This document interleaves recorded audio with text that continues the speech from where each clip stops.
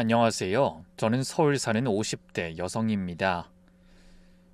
절 뭐라고 소개해야 할까요? 남들처럼 결혼하고 애 셋 낳고 지금까지 일과 살림을 하면서 살아왔어요.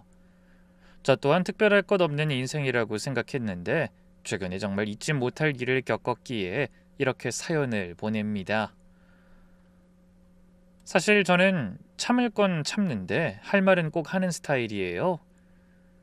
억울한 일 당하면 그냥 삼키는 성격이 아니거든요. 꼭 되돌려 받아야 직성이 풀리곤 하죠. 나쁜 의미가 아니라 제 자존심은 제가 지켜야 한다고 생각해요. 그래서 오늘 들려드릴 이야기도 결국 참지 않고 되돌려준 일이에요.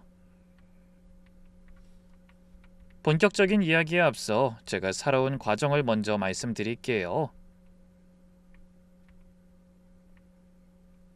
저희 아버지는 70년대 비교적 큰 인쇄소를 운영하셨어요. 처음엔 정말 조그마한 가게였는데 아버지가 워낙 성실하게 일하시고 거래에 대한 수완이 좋으신 분이었거든요. 그렇게 평생을 일에만 매달리셔서 모은 돈으로 목 좋은 곳에 건물을 구입하셨죠. 아버지 덕분에 어릴 적부터 여유로운 삶을 누릴 수 있었죠. 그러다 아버지가 갑자기 돌아가신 겁니다. 너무 급작스러워서 유언도 제대로 못 남기셨어요. 저는 외동딸이라 자연스럽게 재산을 물려받았는데 그게 당시 저는 생각지 못할 정도의 큰 돈이었어요. 솔직히 처음엔 실감도 안 나고 그 막대한 재산을 어떻게 해야 할지 모르겠더라고요. 그러다 아버지가 하신 말씀을 떠올렸죠. 생전에 항상 이런 말씀을 하셨거든요. 일에는 귀천이 없다. 땀 흘려 번 돈이 제일 깨끗한 거야. 그 말이 계속 귓가에 맴돌았어요. 아버지는 돈이 많아지셔도 절대 티 안 내셨거든요. 여전히 새벽에 인쇄소 나가시고 직접 기계 돌리시곤 했죠. 주변에서 이제 좀 쉬시라고 해도 일하는 게 좋다라고만 하시면서요. 그래서 저도 겁먹지 말고 아버지 재산에 기대지도 말고 우선 일을 하며 열심히 살아가자고 마음먹었어요. 식당에서 서빙도 하고 마트에서 계산원도 해보고요. 돈 되는 일이라면 가리지 않고 무작정 뛰어들었죠. 저의 사정을 아는 가장 친한 친구는 집에 돈 있으면서 왜 그런 일 하냐고 했는데 저는 부끄럽지 않았어요. 오히려 직접 일해서 버는 게 더 뿌듯했거든요. 아버지 말씀 그대로 전 가장 깨끗한 돈을 벌고 있는 거니까요.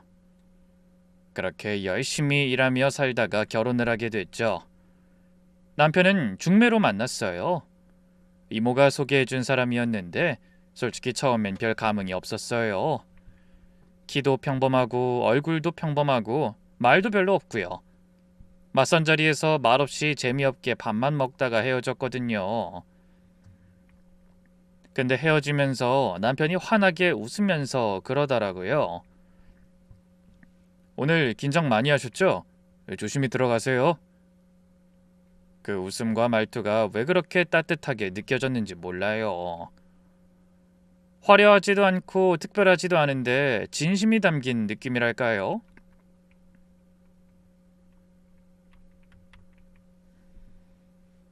그 모습에 제가 갑자기 반해버린 것 같기도 해요.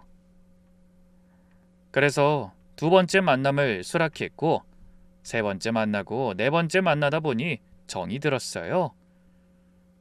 제 믿음이 틀리지 않았는지 남편과의 결혼 생활은 평화롭고 또 평탄했어요. 남편은 작은 회사의 일반 사원으로 시작해 성실히 일했죠. 대단한 직책까지 올라간 건 아니지만 한 번도 문제 일으킨 적 없이 꾸준히 다녔거든요. 그게 남편 성격이에요. 묵묵하고 꾸준하고 튀지 않는. 결혼하고 나서는 새 아이를 낳고 키우느라 오래 일을 쉬었어요. 남편 월급으로는 5식구가 살기 빠듯했지만 다행히 제가 가진 재산이 있어서 크게 구애받진 않았죠.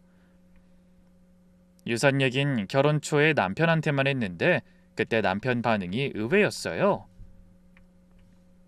아이, 정말 많네? 뭐 당신 돈이니까 당신 마음대로 해. 난 상관 안 할게. 진짜 그 한마디가 끝이었어요. 더 물어보지도 않고 탐내지도 않고요.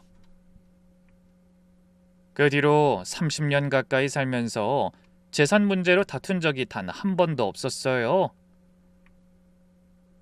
남편이 돈에 욕심이 없는 사람이기도 하고 저를 존중해 주는 거기도 했죠. 그렇게 지내다 막내가 대학 가고 나니까 갑자기 시간이 너무 남더라고요. 삶이 갑자기 무료해졌달까? 집에서 TV만 보는 것도 한계가 있잖아요. 그래서 몇 년 전부터 지인 소개로 건물 청소 일을 시작했어요. 처음엔 남편한테 청소 일을 하고 싶다고 조심스레 말했을 때 이렇게 답하더군요. 여보, 나 청소 일 좀 해볼까 해. 청소? 아, 갑자기? 응, 집에만 있으니까 심심해. 운동도 되고 좋을 것 같아서. 소일거리 하면 보람 있을 것 같기도 하고. 어때? 남편은 잠깐 생각하더니 고개를 끄덕였어요. 뭐 당신이 하고 싶으면 해. 근데 몸 힘들면 바로 그만둬야 돼. 알지? 그게 남편이에요. 제가 뭘 하든 일단 믿어주는 사람. 덕분에 저는 청소 일을 시작했고 아버지 말씀이 맞다는 걸 다시 한번 깨달았어요. 오랜만에 다시 직접 땀 흘려 일하니까 정말 뿌듯하더라고요. 운동도 되고 사람 구경도 되고요. 가끔 친구들이 물어봐요. 남편이랑 어떻게 그렇게 안 싸우고 살아? 그럼 전 이렇게 대답해요. 비결 같은 거 없어. 그냥 서로 믿으니까. 정말 그게 다예요. 이제 아이들 얘기를 해야겠네요. 우선 유산 얘기는 자식들한테 한 번도 안 했어요. 돈 있다는 거 알면 괜히 버릇 나빠질까 봐요. 저에게 그 정도 재산이 있음에도 청소 일을 한다는 건 상상도 못할 거예요. 그래도 아이들 스스로 자립하고 나아가길 바래서 선택한 일이에요. 우선 첫째 아들 성훈이는 공무원으로 일하고 있는데 어릴 때부터 순하고 착했어요. 양보를 너무 잘해서 자기 몫을 뺏기며 살까봐 걱정될 정도였죠. 동생들한테 뭘 뺏겨도 울지도 않고 그저 괜찮아 라고만 하는 애였어요. 그래도 자연스럽게 동생들 챙기는 형 역할을 잘 했어요. 막내딸 수빈이는 지금 간호사로 일해요. 얘는 막내여서 그런지 눈치가 빠르고 분위기 띄우는 걸 잘해요. 가족 모임 있으면 항상 수빈이가 분위기 메이커거든요. 아무리 어색한 자리라도 수빈이가 있으면 웃음꽃이 피고 화목한 분위기가 나죠. 제 마음속 문제는 둘째 아들 민준이에요. 민준인 지금 IT 회사에서 개발자로 일하고 있어요. 스펙도 괜찮고 연봉도 나쁘지 않다고 하더군요. 뭐 사회적으로 보면 잘 나가는 축에 속하죠. 근데 문제는 성격이에요. 사실 이 애는 어릴 때부터 좀 달랐어요. 고집이 정말 세거든요. 한 번 아니라고 하면 절대로 안 꺾여요. 어릴 때도 그랬어요. 장난감 가게 가서 이거 사달라고 하면 안 사준다고 해도 그 자리에 서서 안 움직여요.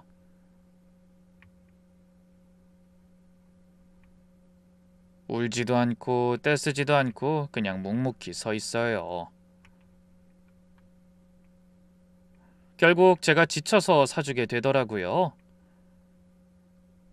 학교 다닐 때도 친구가 별로 없었어요. 본인이 안 사귀려고 하고 그렇게 결정했으면 끝까지 고집을 부렸죠. 선생님이 상담하자고 하셔서 가면 항상 같은 말씀을 하셨어요. 민준이가 너무 혼자 있어요. 친구들이 다가가도 밀어내고요. 저는 걱정이 됐는데 정작 민준이한테 물어보면 난 괜찮아, 혼자가 편해 라고만 했어요. 가끔 생각해요. 이 애가 왜 이렇게 됐을까? 돌이켜보면 둘째를 가졌을 때 제가 워낙 힘들었거든요. 입덧이 첫째 때보다 10배는 심했고 몸도 안 좋아서 병원을 달고 살았죠. 임신 내내 짜증을 달고 살았어요. 남편한테도 첫째한테도 그리고 뱃속 아이한테도요. 아휴, 왜 이렇게 힘들어. 넌 대체 왜 이렇게 모두를 못살게 구는 거야? 매일 그런 말만 했어요. 태담도 제대로 못 해줬고요. 그게 뱃속에서 다 느껴졌을까요? 민준인 태어나서도 엄마 품을 별로 안 좋아했어요. 안아주려고 하면 몸을 빼고 첫째나 막내처럼 칭얼거리면서 안아달라고 하는 법이 없었어요. 그래서인지 저는 늘 민준이한테 엄마로서 미안한 마음이 있었어요. 내가 임신 중에 더 예뻐해줬으면 이 애가 달라졌을까? 그런 생각이 자꾸 들었거든요. 게다가 민준이는 다른 형제들과도 잘 어울리지 않았어요. 첫째 성훈이랑 막내 수빈이는 항상 같이 어울려 다니면서 잘 따랐거든요.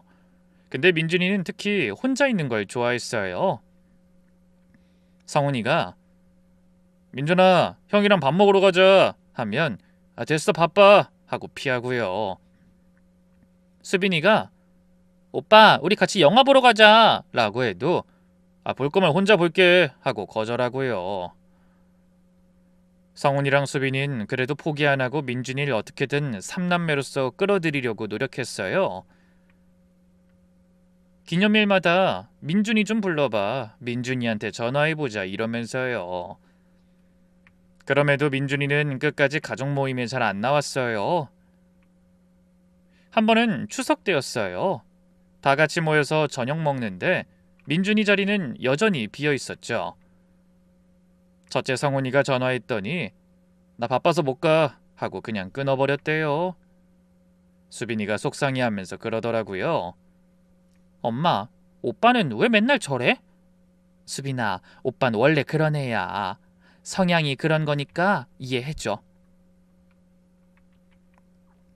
아니, 이해하려고 해도 속상해. 아무리 그래도 가족인데 우리가 뭐 해달라고 하는 것도 아니고 그냥 얼굴 보고 안부 물으며 지내자는 건데. 저도 마음이 아팠어요. 형제들끼리 사이좋게 지내는 게 소원인데 민준이는 늘 겉돌았으니까요.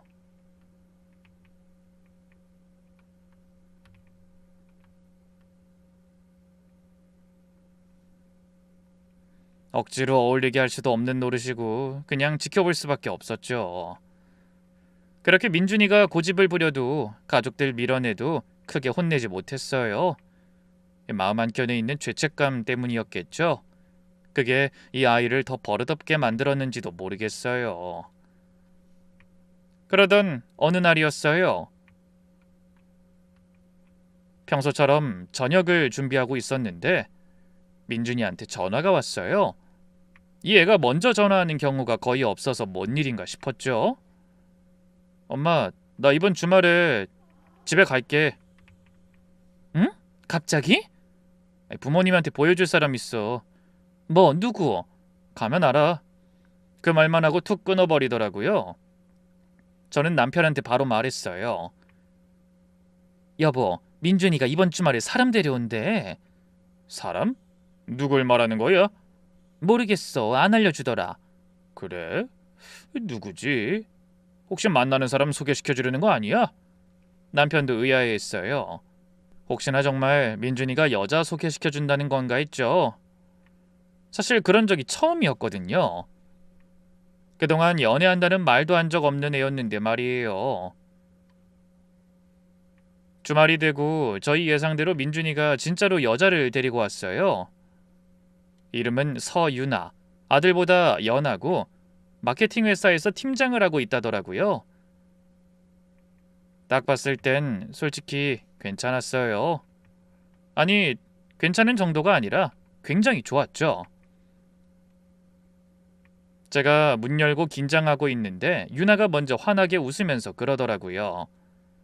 어머니 안녕하세요. 서윤아입니다.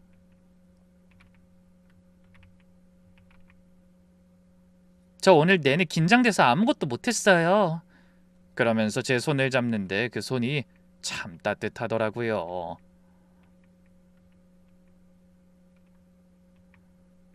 눈도 똑바로 마주치면서 대화하는 게 당당해 보였고요. 밥 먹으면서 이런저런 얘기를 했는데 유나 그 친구는 대화를 참 잘 이끌어갔어요. 제가 실수로 말을 끊어도 끝까지 들어주고 제 얘기에 리액션도 잘해주고요.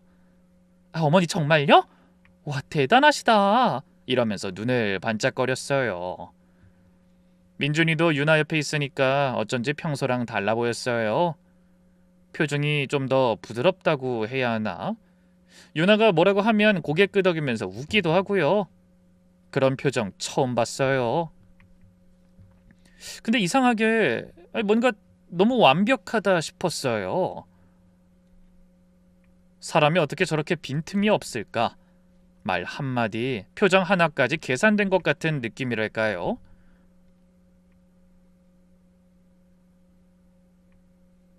왜 여자의 감이라는 거 있잖아요.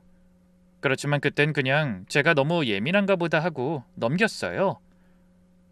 첫 만남인데 괜히 의심하는 것도 이상하잖아요. 한 달 뒤에 유나가 다시 집에 왔어요. 이번엔 저녁 먹고 차 마시면서 이야기하기로 했죠. 여전히 유나는 친절했어요. 예의 바르고 웃음도 많고 나무랄 데가 없었어요.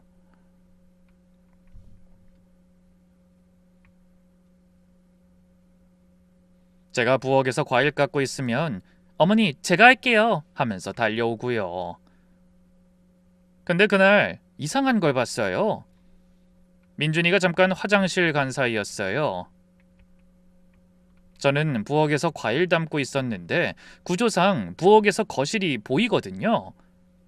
유나가 혼자 남으니까 갑자기 거실을 두리번 살피더라고요. 그러더니 핸드폰을 꺼내서 뭔가를 찍었어요. 가구 배치, 인테리어, TV, 소파 그런 것들요. 저는 슬쩍 나가서 물었어요. 유나씨 뭐예요? 그랬더니 유나가 바로 정말 0.1초 만에 환하게 웃으면서 대답하더라고요. 아, 어머니 집이 너무 예뻐서요. 인테리어 참고하려고요. 표정 전환이 너무 빨랐어요. 마치 뒤에 숨겨둔 가면을 곧바로 꺼내는 것처럼요. 그 순간 등골이 살짝 서늘해지는 느낌이 들었어요. 근데 증거가 없잖아요. 집 사진 찍는 게 뭐가 이상하다고요. 그래서 그것도 그냥 넘겼어요. 그게 마음에 자꾸 남아서 그날 밤 남편한테 살짝 얘기했죠.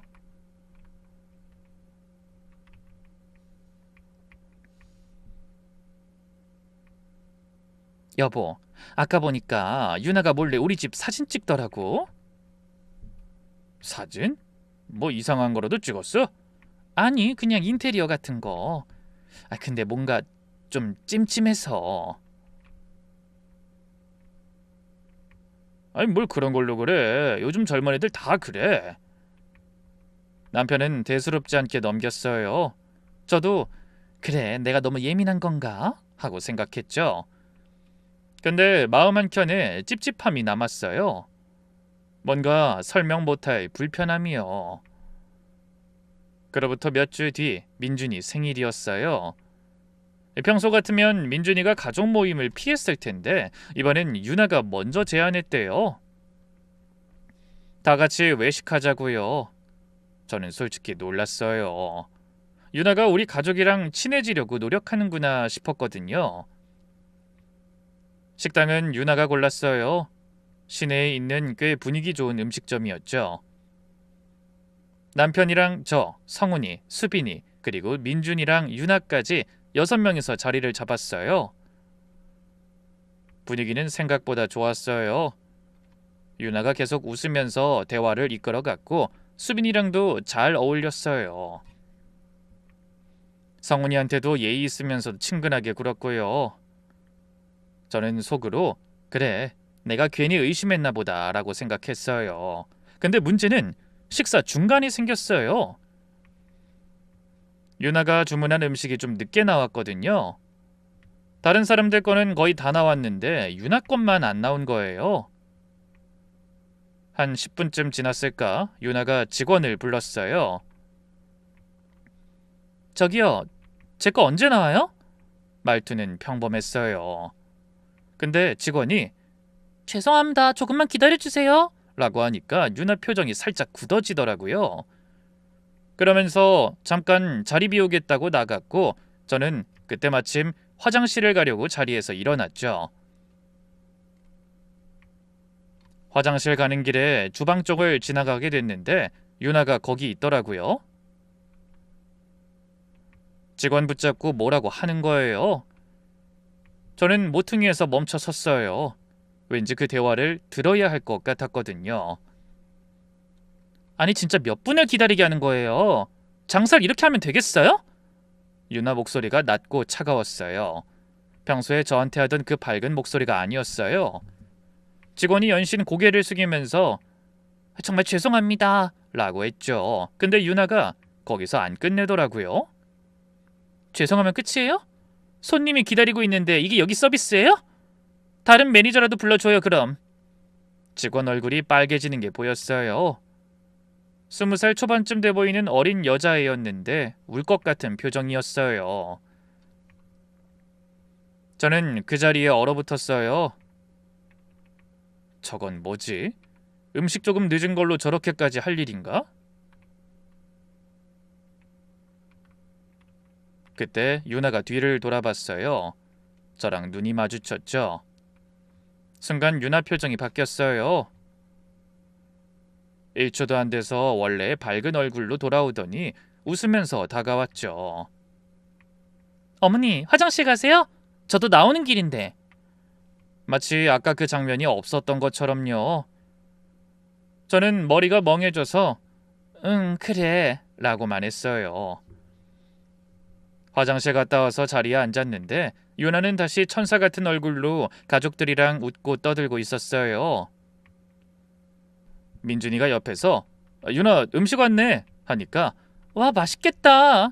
기다렸다 먹으니까 더 맛있겠네 하면서 환하게 웃고요. 저는 밥이 안 넘어갔어요. 아까 그 차갑던 눈빛이 자꾸 아른거렸거든요. 평소에 저한테 하는 그 다정한 모습이랑 너무 달랐어요. 그 표정이 바뀌는 모습도 무서웠고요. 어떻게 사람이 저렇게 순식간에 바뀔 수 있지? 집에 오는 길에 남편한테 말했어요. 여보, 나 아까 이상한 거 봤어. 우리 안 보는 데서 유나가 식당 직원한테 엄청 차갑게 굴더라고. 무서울 정도로. 그래? 음식 늦어서 짜증난 거 아니야? 그 정도가 아니었어. 말투가 완전히 다른 사람 같았다니까? 남편은 잠깐 생각하더니 그러더라고요. 글쎄, 뭐 누구나 화낼 땐 그럴 수 있잖아. 너무 예민하게 생각하지 마. 저는 더 말하지 않았어요. 말해봤자 내가 예민한 거야 라는 대답만 돌아올 게 뻔했으니까요. 근데 제 직감은 틀린 적이 없거든요. 뭔가 있어. 저 애는 보여주는 모습이 전부가 아니야. 그때부터였어요.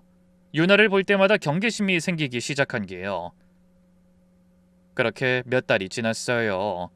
민준이가 어느 날 저녁에 집을 찾아와서 그러더라고요. 엄마, 나 유나랑 결혼하고 싶어. 예상했던 말이긴 한데 막상 들으니까 복잡했어요. 그래? 유나 의견은? 유나는... 민준이가 잠깐 말을 멈추더니 한숨을 쉬었어요. 유나는 아직 결혼 생각 없대.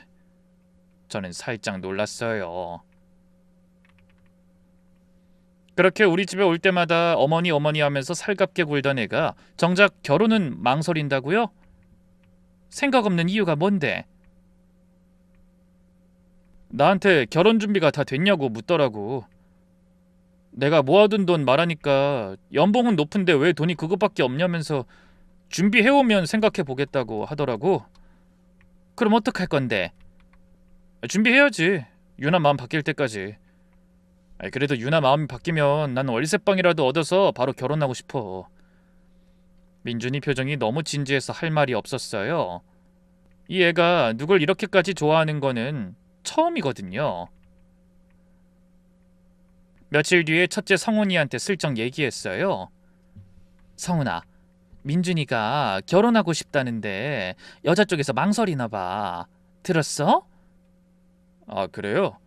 근데 엄마, 민준이가 누굴 저렇게 좋아하는 거 처음 봐. 진심인 것 같긴 한데. 막내 수빈이도 비슷하게 말하더라고요. 오빠가 진짜 좋아하나 보다. 오빠가 누구한테 저렇게 매달리는 거 본 적 없는데. 아이들 말도 맞았어요.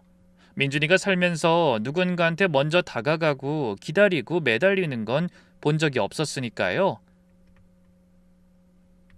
그래서 저도 가타부타 말 얹지 않고 일단 지켜보기로 했어요. 근데 마음속에는 의문이 남았어요. 우리한테 저렇게 잘하던 유나가 결혼 준비 때문에 결혼을 미룬다는 게 생각보다 모아둔 게 적어서 실망한 걸까? 그 애의 진심은 뭘까? 그리고 그해 말 첫째 성훈이 결혼식이 있었어요. 성훈이 상대는 같은 공무원인 참한 여자애였어요.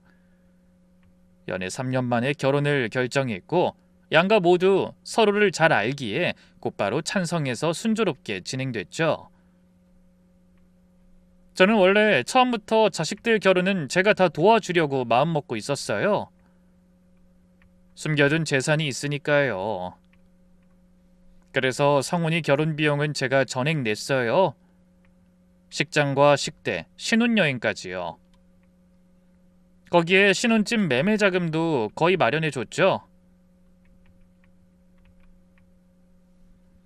결혼식 날 성훈이가 저한테 그러더라고요. 엄마 정말 고마워. 엄마 아니었으면 나 결혼 못했을지도 몰라. 아니 뭘 당연히 해줘야지. 이제 너희 아빠랑 나 없어도 잘 살아야 돼. 그게 남은 너의 책임이야. 성훈이 눈이 빨개지는 거 보고 저도 울컥했어요. 근데 문제는 그 다음이었어요. 그 결혼식에 민준이랑 유나도 왔었거든요. 제가 성훈이한테 집까지 사줬다는 얘기를 어디서 들었나 봐요. 결혼식 끝나고 며칠 뒤부터 갑자기 민준이가 저에게 전화를 자주 하기 시작했어요. 엄마 밥 뭐 먹었어? 엄마 요즘 건강은 어때? 평소에 연락도 잘 안 하던 애가 갑자기요. 이상하다 싶었는데 그러더니 어느 날은 유나랑 같이 집에 불쑥 찾아왔어요. 어머니 오랜만이에요. 유나가 환하게 웃으면서 들어오더니 부엌으로 따라와 설거지를 도와주겠다고 하고요. 평소에도 잘했지만 이번엔 유난히 더 살가웠죠. 어머니 요즘 피곤하시죠? 제가 마사지 해드릴까요? 아이고 됐어. 그냥 앉아있어. 아니에요. 저 마사지 잘해요. 어깨까지 주무르는데 솔직히 기분이 묘했어요. 저번까지만 해도 결혼 생각 없다던 애가 왜 갑자기 이러는 거지? 의도가 뭘까? 그날 저녁 유나가 드디어 본심을 드러냈어요. 어머니, 저 민준이 오빠랑 결혼하기로 했어요. 응? 결혼? 네. 생각해봤는데 오빠가 너무 좋아서 더 미룰 이유가 없더라고요. 얼떨떨해서 민준이를 봤는데 환하게 웃고 있었어요. 엄마, 유나가 마음 바꿨어. 그래서 우리 결혼식 빨리 하고 싶어. 기뻐해야 하는데 뭔가 타이밍이 너무 절묘했어요. 제 머릿속에 곧장 든 생각은 성훈이한테 집 사준 얘기 듣고 나서 갑자기 결혼하겠다고? 였죠. 우연치고는 너무 딱 맞아 떨어지잖아요. 그때부터 이상하게 불안했어요. 혹시 유나가 돈 때문에 결혼을 결심한 건 아닐까? 그런 의심이 머릿속을 떠나지 않더라고요. 근데 증거가 없었어요. 그리고 민준이가 저렇게 좋아하는데 제 짐작만으로 반대할 수도 없잖아요. 그래서 일단 결혼 준비를 시작하게 됐어요. 유나가 결혼하겠다고 마음을 바꾼 뒤로 모든 게 급물살을 탔어요. 민준이가 들떠서 매일 저에게 전화를 했어요. 엄마, 식장 여기 어때? 엄마, 예식 날짜 이때 괜찮아? 평소에 연락도 안 하던 애가 하루에 3번씩 전화하니까 어색하기도 하고 신기하기도 했죠. 얼마나 좋으면 이럴까. 식장은 급하게 잡았어요. 원래 인기 있는 곳은 1년 전에 예약해야 하는데 유나가 인맥을 동원해서 어떻게든 자리를 구했다더라고요. 그것도 꽤 괜찮은 호텔 웨딩홀이었어요. 유나가 어머니, 제가 다 알아볼게요. 편하게 계세요. 라고 했는데 그 적극적인 모습이 예전이랑 너무 달라서 또 묘한 기분이 들었죠. 아들의 결혼 준비가 한창이던 그 무렵 저는 여전히 청소 일을 다니고 있었어요. 그날도 평소처럼 출근했는데 청소업체 사장님이 절 부르시더라고요. 아이, 김 선생님, 이번 주부터 담당 건물 바뀔 것 같아요. 네? 갑자기요? 원래 담당하시던 분이 허리를 다치셔서요. 대신 좀 맡아주실 수 있어요? 새로 배정받은 건물은 시내 중심가에 있는 대형 오피스 빌딩이었어요. 층수도 많고 회사도 많이 입주해 있는 곳이었죠. 저는 별 생각 없이 그러겠다고 했어요. 첫 출근 날 건물에 들어가서 이곳저곳 청소를 했어요. 로비, 복도, 화장실, 계단. 익숙한 일이니까 건물이 바뀌어도 손이 알아서 움직이더라고요. 그렇게 며칠을 다녔어요. 그러다 어느 날이었죠. 복도를 청소하고 있는데 저 멀리서 누가 걸어오는 게 보였습니다. 여자 2명이 이야기하면서 오고 있었는데 한 명이 이상하게 낯이 익었어요. 저는 대걸레를 밀면서 슬쩍 쳐다봤어요. 바로 유나였죠. 저는 깜짝 놀라 고개를 숙였어요. 심장이 쿵쾅거렸어요. 설마 여기가 유나 회사야? 이런 우연이? 유나는 동료랑 이야기하면서 제 옆을 스쳐 지나갔어요. 저를 전혀 못 알아봤어요. 청소복 입고 모자 쓴 아줌마가 예비 시어머니라고는 생각하지 못했겠죠. 저는 그날 집에 와서 한참을 생각했어요. 일부러 간 게 아니라 진짜 우연이었거든요. 근데 이왕 이렇게 된 거 유나가 회사에서 어떻게 구는지 볼 수 있겠다 싶었어요. 집에서 보여주는 모습이 진짠지 아닌지 직접 확인할 기회였으니까요. 그래서 저는 그 건물에 계속 다니기로 했죠. 근데 하필 그 무렵에 제가 심하게 아팠어요. 처음엔 그냥 감기인 줄 알았거든요. 기침이 좀 나고 몸이 으슬으슬하길래 약 먹고 버텼죠. 근데 점점 심해지더니 열이 39도까지 올라가는 겁니다. 결국 병원에 갔더니 독감이 폐렴까지 번졌다고 하더라고요. 2주 동안 집에서 앓았어요. 남편이 죽이랑 약이랑 떠먹여주고 첫째와 막내가 퇴근하고 와서 간호해주고요. 민준이는 한번 전화 왔었나? 엄마 괜찮아? 건강 잘 챙겨. 그 한마디가 끝이었어요. 일이 바쁘다면서요. 자식에게도 실망할 수 있다는 걸 그때 처음 알았던 것 같아요. 겨우 나와서 복귀했는데 아직 기침이 완전히 안 멈춘 상태였어요. 그래서 마스크를 꽁꽁 쓰고 출근했죠. 모자도 푹 눌러 쓰고요. 거의 눈만 보이는 수준이었죠. 그날도 그 층의 복도를 청소하고 있었어요. 대걸레로 바닥을 밀고 있는데 저 끝에서 사람들이 걸어오는 게 보였어요. 여러 명이 이야기를 하면서 오고 있었는데 그 중에 유나가 있었죠. 동료 서너 명이랑 같이 뭔가 회의를 마치고 나오는 것 같았어요.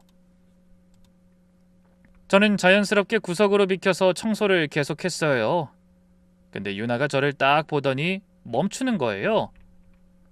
그리곤 다른 사람들이 다 들어갈 동안 기다렸다 제게 이렇게 말했어요. 잠깐요. 저는 고개를 들었어요. 유나가 저를 위아래로 훑어보더니 인상을 팍 찌푸렸어요. 아줌마 지금 여기서 뭐해요? 저는 당황해서 목소리를 낮게 깔고 이렇게 대답했어요. 청소하는데요? 청소는 아침에 끝나는 거 아니에요? 지금 업무 시간인데 왜 여기서 어슬렁거려요? 여기서 일하던 아줌마 아니죠? 그분한텐 내가 알아듣게 설명했거든요. 어찌나 놀랍던지 말투가 너무 날카로웠어요. 평소에 저한테 하던 그 다정한 목소리가 아니었어요. 완전히 다른 사람 같았죠. 점심시간 전에 한 번 더 돌아요. 원래 그렇게 하거든요. 저는 최대한 담담하게 대답했어요. 근데 유나는 거기서 안 끝내더라고요. 아, 진짜 답답하네. 청소 끝났으면 그냥 좀 비키라고요. 더럽게. 말씀이 지나치시네요. 이게 제 일입니다. 저의 대답에도 유나는 아랑곳하지 않고 더 크게 말했어요. 뭐? 아줌마 일 잘리고 싶어? 청소부 주제 어슬렁거리지 말고 꺼져요. 그 순간 머릿속이 하얘졌어요. 청소부 주제 꺼지라고? 저는 아무 말도 못하고 고개를 숙였어요. 마스크 안에서 입술을 꽉 깨물었어요. 여기서 들키면 안 돼. 아직은 안 돼. 유나는 진짜 짜증나네. 말귀를 못 알아듣니 청소나 하지 하면서 지나갔어요. 저를 거들떠보지도 않고요. 뒤에 있던 한 직원이 뒤늦게 저에게 와서 위로해주듯 이렇게 말했어요. 아주머니 괜찮으세요? 저분 말 너무 귀담아 듣지 마세요. 원래 좀 성격이 저래서 회사 안에서도 말이 많거든요. 저는 다리가 후들거려서 비상계단으로 갔어요. 그리고 계단에 주저앉았죠. 손이 떨렸어요. 분노 때문인지 충격 때문인지 모르겠어요. 마스크 쓰고 있어서 얼굴을 못 알아보고 자기 예비 시어머니한테 저런 말을 한 거죠. 중요한 건 그 애가 다른 사람들에게 못 배워먹은 언행으로 괴롭히고 다닌다는 사실이었어요. 다른 직원이 말했듯 원래 그런 성격이었던 거죠. 눈물이 나려고 했는데 꼭 참았어요. 여기서 울면 안 돼. 저런 애 때문에 눈물 흘리기 싫어. 집에 와서 남편한텐 그날 있었던 일을 말하지 않았어요. 말해봤자 그래도 결혼은 민준이가 원하는 거니까 할 게 뻔했으니까요. 그날 밤 잠이 안 왔어요. 천장을 보면서 계속 생각했어요. 저 애가 사실 저런 애였구나. 나한테 보여준 그 다정한 모습 전부 연기였구나. 분하기도 하고 무섭기도 했어요. 저렇게 완벽하게 두 얼굴을 쓰는 사람이 우리 집안에 들어온다고 생각하니까요. 민준이한테 말해볼까도 생각했어요. 근데 바로 포기했어요. 민준이 성격에 제가 뭐라고 해도 안 들을 게 뻔했거든요. 엄마가 착각한 거야. 엄마가 유나 싫어하니까 그러는 거야. 이럴 게 분명했어요. 뭐 그렇다고 이대로 손 놓고 있을 순 없었어요. 증거가 필요했죠.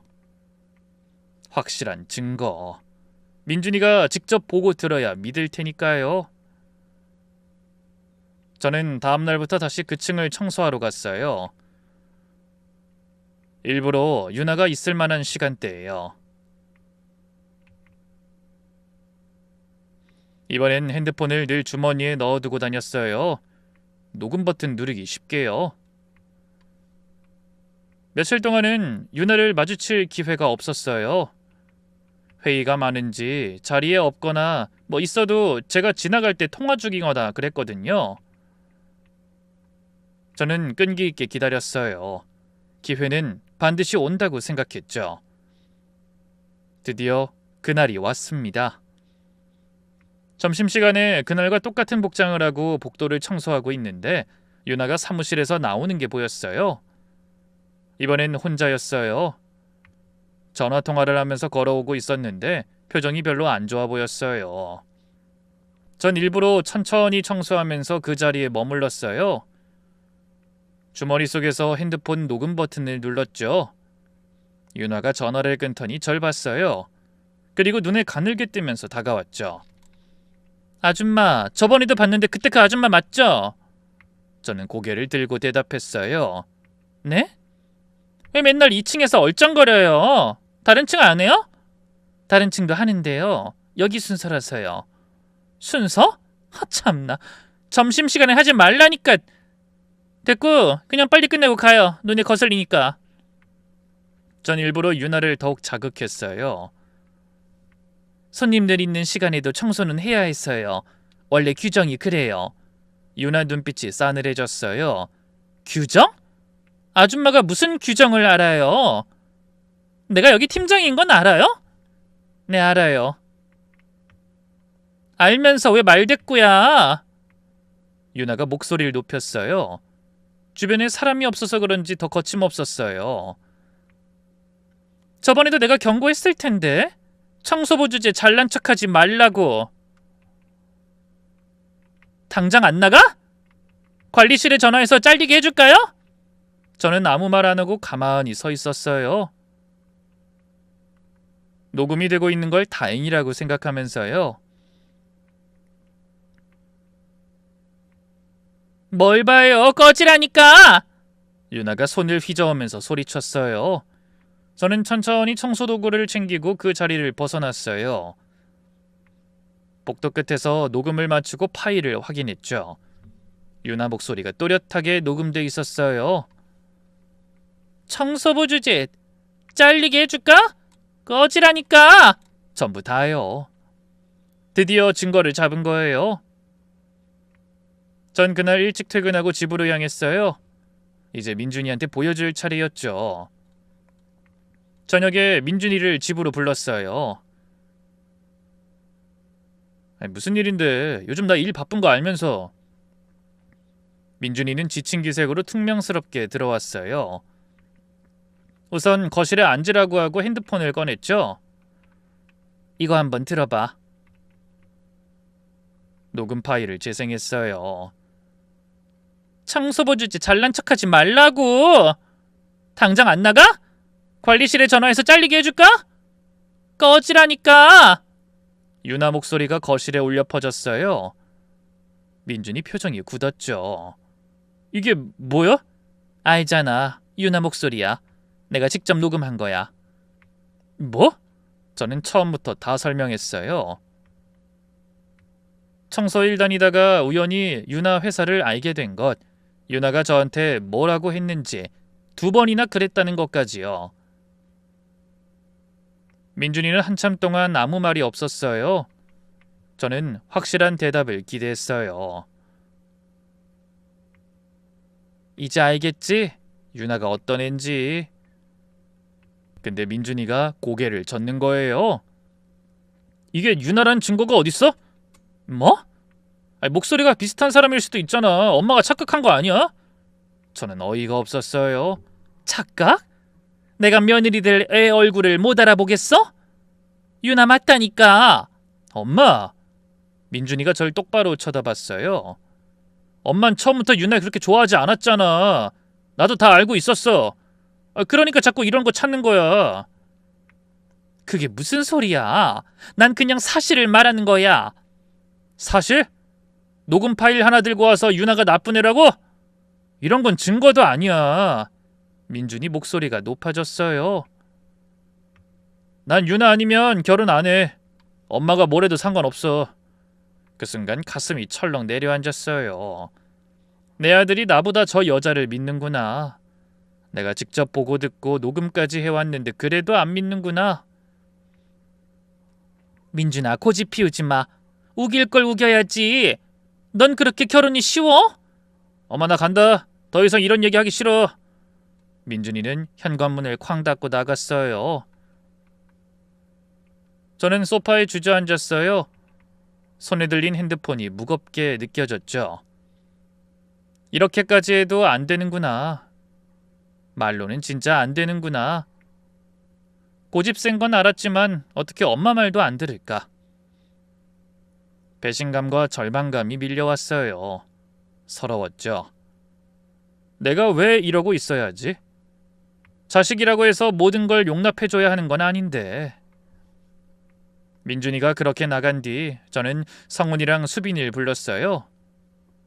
그리고 둘한테 있었던 일을 다 말했죠. 유나가 회사에서 저한테 뭐라고 했는지 녹음 파일도 들려줬어요. 성훈이 얼굴이 점점 굳어지더라고요. 수빈이는 듣다가 눈물이 글썽해졌어요. 엄마 진짜야? 새언니가 정말 저랬어? 진짜라니까. 아니 엄마가 거짓말할 이유가 있겠어? 근데 오빠는 알면서도 왜... 수빈이가 말끝을 흐렸어요. 성훈이가 한숨을 쉬면서 말했어요. 민준이가 원래 한번 마음먹으면 안 바뀌잖아. 그래도 이건 너무하네. 너희가 한번 얘기해봐. 엄마 말은 안 들어도 형이랑 동생 말은 들을지도 모르잖아. 성훈이가 고개를 끄덕였어요. 제가 해볼게요. 며칠 뒤 성훈이가 민준이를 만났어요. 저녁에 성훈이한테서 전화가 왔는데 목소리가 지쳐 있었어요. 엄마, 나 방금 민준이 만나고 왔어. 그래, 뭐래? 내가 말해도 안 믿네. 고집을 꺾지 않을 것 같아.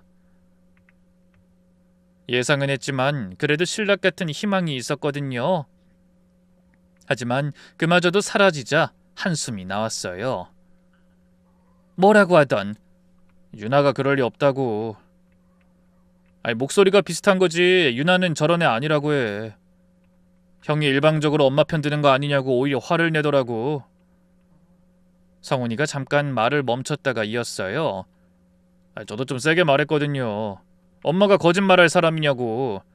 직접 녹음까지 했는데 왜 안 믿냐고. 그랬더니 다들 왜 유나를 싫어하냐고. 그 애를 가장 잘 아는 건 자기인데 이러면서 그냥 가버렸어. 그저 가만히 눈을 감았어요. 그래, 역시 안 되는구나. 고생했어, 성훈아. 엄마야말로. 근데 엄마, 진짜 어떡해? 저대로 결혼하게 둬요? 저는 쉽게 대답하지 못했어요. 그 다음 날은 수빈이 차례였어요. 수빈이가 퇴근하고 민준이네 집 근처 카페로 불렀대요. 민준이가 마지못해 나왔다더라고요. 저녁에 수빈이가 집에 왔는데 얼굴이 안 좋았어요. 눈이 부어 있었어요. 그리곤 소파에 털썩 앉으면서 말했죠. 엄마가 얼마나 속상해하는지 말하고 우리 의견도 말했거든. 우린 가족이니까. 그랬더니 수빈이 눈에 다시 눈물이 고였어요. 가족이면 자기 말은 왜 안 듣냐고. 다들 눈과 귀를 막고 자기를 미친놈으로만 보고 있다면서 엄청 화내더라고. 완전 뭐에 씌인 사람 같았어. 그래서 결국 오빠가 먼저 일어나서 갔어. 가면서 그러더라. 너도 마음 잘 정리하라고. 그리고 결혼식 때 보자고. 수빈이가 손등으로 눈물을 닦았어요. 엄마, 나 오빠한테 저런 말 처음 들어봤어.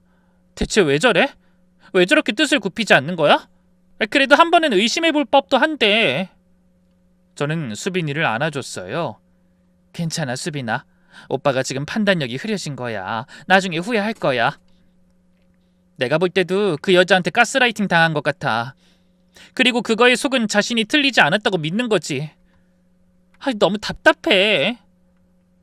저는 대답 대신 수빈이 등을 토닥였어요. 그날 밤 남편이 물었습니다.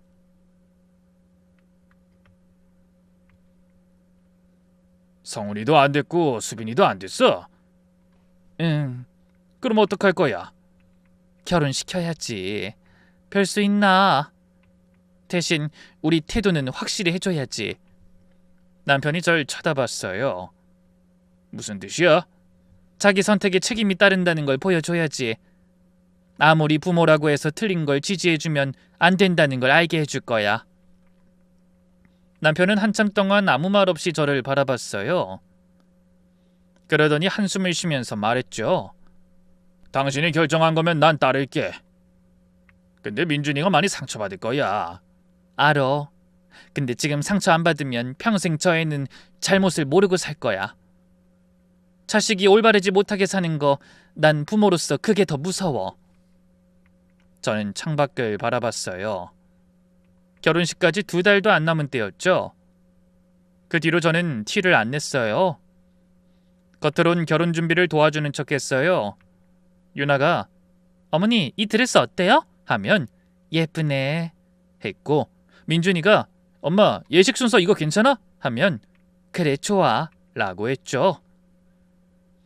유나랑 민준이는 제가 체념한 줄 알았겠죠. 제가 잠잠해지니까 더 신나서 준비했어요. 어머니 이것도 봐주세요. 어머니 저것도요. 하면서요. 그 와중에 저는 속으로 다 계획하고 있었어요. 너희는 이제 나의 가족이 아니라고. 그렇게 시간이 흐르고 흘러 드디어 결혼식 날이 됐어요. 아침에 정해진 시간보다 더 일찍 일어나 준비했죠. 한복을 준비하고 그 옆에는 청소할 때 입던 작업복을 챙겼어요. 낡은 조끼에 편한 바지, 그리고 그날 쓰던 모자와 마스크까지요. 남편이 의아한 표정으로 물었어요. 여보, 그게 뭐야? 작업복을 왜 챙겼어? 나 먼저 애들한테 갔다 올게. 할 일이 있어. 당신이 내 짐이랑 한복만 챙겨줘. 할 일? 무슨... 나중에 말해줄게. 내가 말했던 그 교육을 위한 거야. 저는 택시를 타고 곧장 아이들 샵으로 갔어요. 도착하니까 아직 이른 시간이었어요. 아이들도 막 샵에 도착할 시간이었죠. 작업복으로 급히 갈아입은 후에 샵에는 신랑 부모라며 잠깐 만나야 한다고 말했어요. 그렇게 안으로 들어갔는데 민준이가 거울 보면서 얼굴을 매만지고 있었죠. 그리고 유나도 옆에 있었죠. 드레스는 아직 안 입고 평상복 차림이었는데 막 화장을 하려고 하는 것 같았죠. 둘이 절 보더니 깜짝 놀랐어요. 엄마 왜 벌써 왔어? 근데 그 옷 뭐야? 민준이가 어리둥절한 표정으로 물었어요. 저는 대답하지 않고 유나를 똑바로 쳐다봤어요. 그리고 가방에서 모자를 꺼냈었죠. 그날 복도에서 쓰고 있던 그 모자예요. 유나 얼굴이 점점 굳어졌어요. 어머니? 유나야, 이 차림 기억나? 네? 아니요. 청소부 주제 꺼지라고 했잖아. 관리실에 전화해서 잘리게 해준다고도 했고. 유나 눈이 커졌어요. 얼굴이 하얗게 질렸죠. 설마 그 아줌마가... 나야, 네 예비 시어머니. 대기실이 조용해졌어요. 민준이가 멍하니 절 쳐다봤죠. 엄마 무슨 소리야? 그럼 혹시... 내가 너에게 말했잖아. 난 유나가 일하는 건물에서 청소 일하고 있었다고. 그리고 이 애가 나한테 뭐라고 했는지 너도 직접 들었잖아. 저는 핸드폰을 꺼내 녹음 파일을 다시 틀었어요. 청소부 주제 잘난 척하지 말라고. 꺼지라니까. 유나 목소리가 대기실에 울렸어요. 민준이 얼굴이 창백해졌죠. 어머니 오해가 있는 것 같아요. 잠시만요. 저는 핸드폰을 주머니에 넣고 말했어요. 너희도 알다시피 난 원래 자식들 결혼 다 도와주려고 했어. 너희한텐 안 해줄 거야. 결혼 비용도 집도 한 푼도, 너희가 기대했던 것은 한 푼도 도와줄 수 없다. 오늘 결혼식 이후로 난 너희와 연을 끊고 살 거야. 그건 염두에 두고 너희가 원하는 성대한 결혼식 해. 어머니! 유나가 다급하게 외쳤어요. 눈이 휘둥그레져 있었어요. 죄송해요. 제가 정말 몰라봤어요. 어머니인 줄 몰랐어요. 정말. 몰라서 그랬으면 괜찮은 거야? 청소부한텐 그렇게 해도 되는 거야? 저는 차갑게 쏘아붙였어요. 내가 청소부가 아니었어도 마찬가지야. 사람을 그렇게 대하는 게 문제인 거지. 죄송해요, 어머님. 그렇다고 당일에 이런 결정하는 건 너무하잖아요. 저희는 어머님 믿고 결혼 진행한 거예요. 원래 시 끝나고 정산해 주신다고 했잖아요. 그리고 신혼집 나머지 계약금은요. 저희는 당장 해결할 돈 없다고요. 알아서 해. 난 그걸 해줄 의무 없다. 탓하려면 네 인상을 탓하렴. 유나가 휘청거렸어요. 그러더니 갑자기 뒤로 넘어졌죠. 민준이가 황급히 잡았는데 유나는 눈을 감고 축 늘어졌어요. 유나야! 민준이가 소리쳤어요. 주변이 난리가 났죠. 저는 그 광경을 지켜보다가 몸을 돌렸어요. 뒤에서 민준이가 엄마! 하고 불렀지만 전 대답하지 않았어요. 할 말은 다 했으니까요. 유나가 정신을 차린 건 한참 뒤였어요. 결혼식 시간이 다가오니까 어떻게든 진행은 해야 했겠죠. 저는 식장으로 가 한복으로 갈아입고 아무 일도 없었다는 듯 행동했어요. 남편이 당황한 표정으로 물었어요. 도대체 무슨 일이야? 나중에 말해줄게. 일단 들어가자. 결혼식은 예정대로 시작됐어요. 하지만 분위기가 완전히 달랐어요. 유나가 버진로드 걸어 들어오는데 얼굴이 부어 있었어요. 울었나 봐요. 화장으로 덮으려고 했는데 다 티가 났어요. 입꼬리가 실룩거리면서 억지로 웃는 게 눈에 보였어요. 민준이도 마찬가지였어요. 평소 무표정하던 애가 오늘은 더 굳어 있었어요. 입술을 꽉 깨물고 어디 한 곳을 뚫어지게 쳐다보고 있었죠. 신랑이라면 들떠야 할 텐데 저렇게 어두운 표정은 처음이었어요. 이를 본 하객들이 웅성거렸어요. 신랑 신부 표정이 왜 저래? 둘이 싸웠나? 그런 시선이 느껴졌어요. 식은 정해진 대로 흘러갔고 무미건조 그 자체였어요.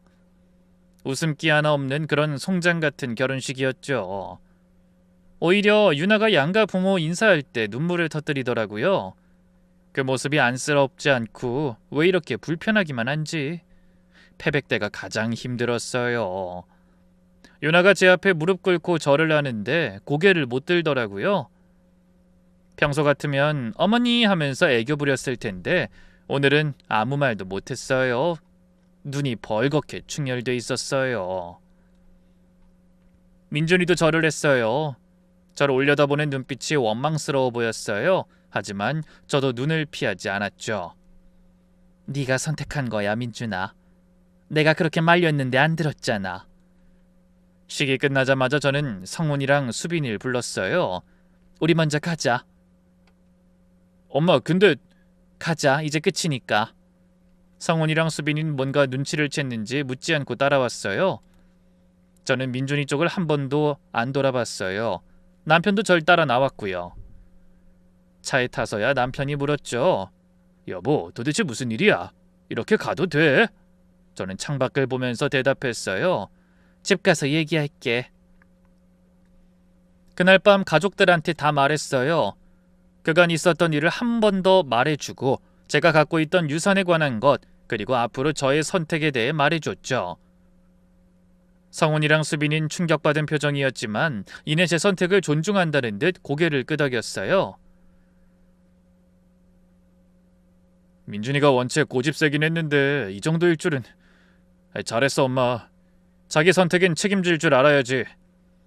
오빠도 분명 느끼는 게 있을 거야.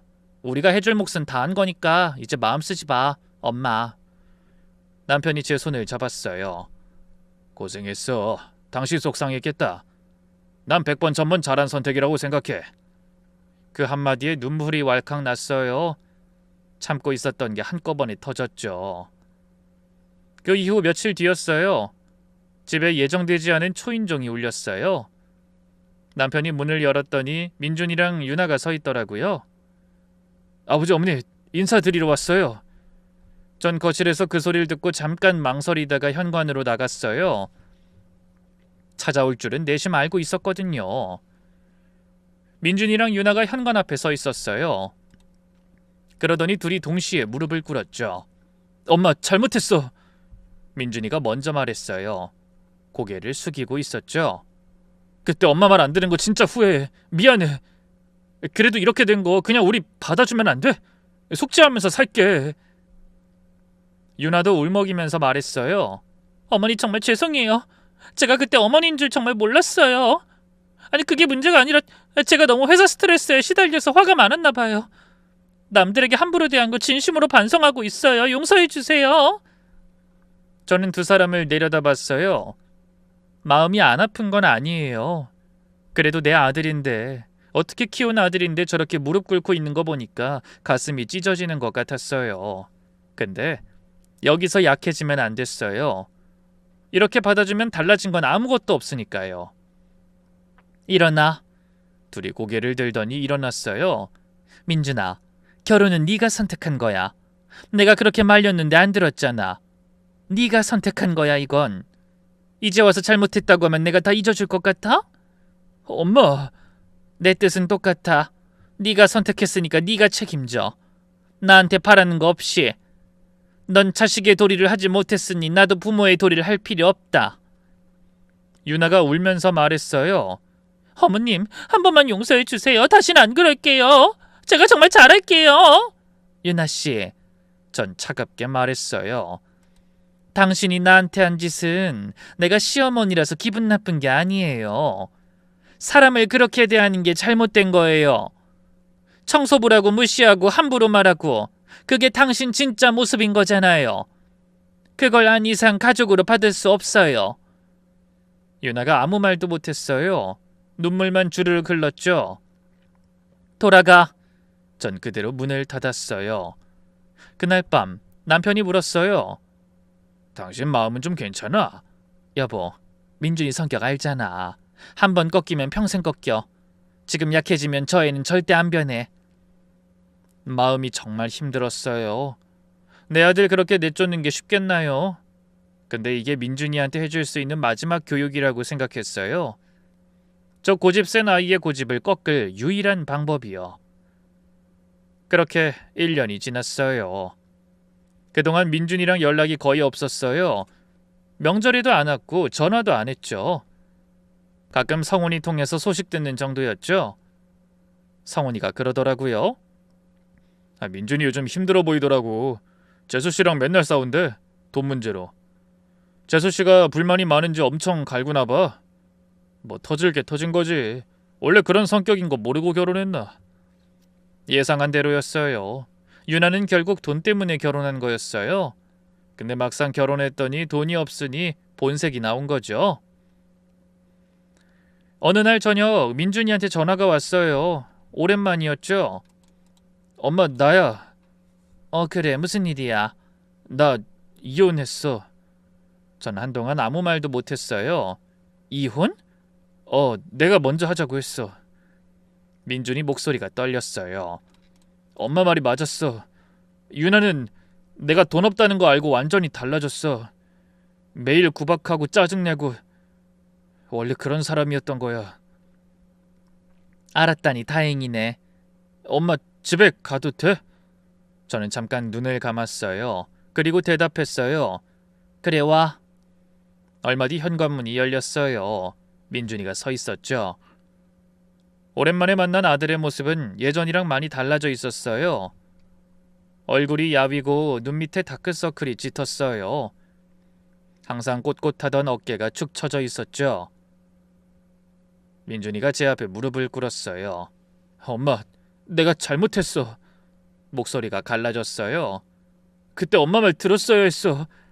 엄마가 그렇게 말렸는데 나는 왜 그랬을까? 왜 그렇게 고집을 피우고 나만 맞다고 생각했을까? 눈물이 뚝뚝 떨어졌어요. 저는 30년 가까이 민준이를 키우면서 이 애가 우는 걸 처음 봤어요. 엄마 미안해. 진짜 미안해. 전 한참 동안 그 모습을 지켜봤어요. 그리고 천천히 다가가 민준이를 안아줬죠. 됐어. 이제 됐어. 민준이가 제 품에서 펑펑 울었어요. 어릴 때 한 번도 안아달라고 안 하던 애가 처음으로 엄마 품에서 울었어요. 그래, 이게 네가 배워야 했던 거야. 사람은 혼자 살 수 없다는 거, 자기 뜻대로 살 수 없다는 거, 가족이 뭔지, 진심이 뭔지 알게 되는 거. 며칠 후 저녁, 오랜만에 온 가족이 모여 밥을 먹었어요.